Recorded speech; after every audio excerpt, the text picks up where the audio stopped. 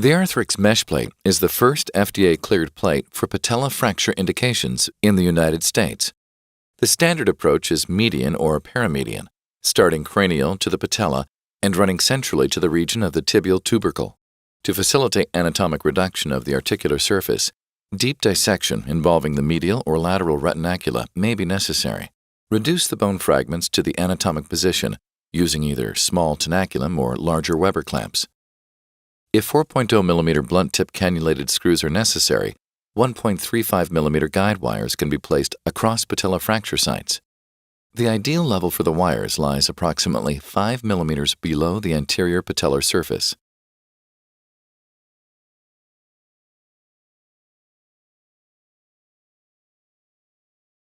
Measure the screw and insert the appropriate length cannulated screw.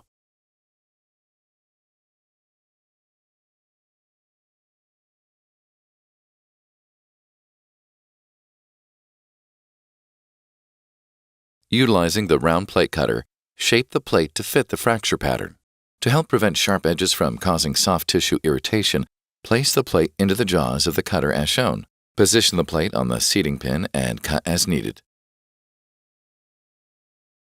After the mesh plate is cut to the desired shape, use BB tacks to temporarily fix the plate to the bone. If further contouring is needed, the plate benders can be used prior to BB tack fixation or in situ. Confirm there are no guide wires or cannulated lag screws in the drill path. Before drilling, screw the locking drill guide into the locking holes.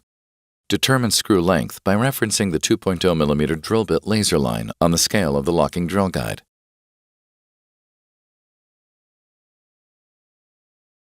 Leave the 2.7 mm low-profile screws fixed into the plate until the desired fixation is reached. Finally, if fragment size allows, 3 screws should be used for each fragment.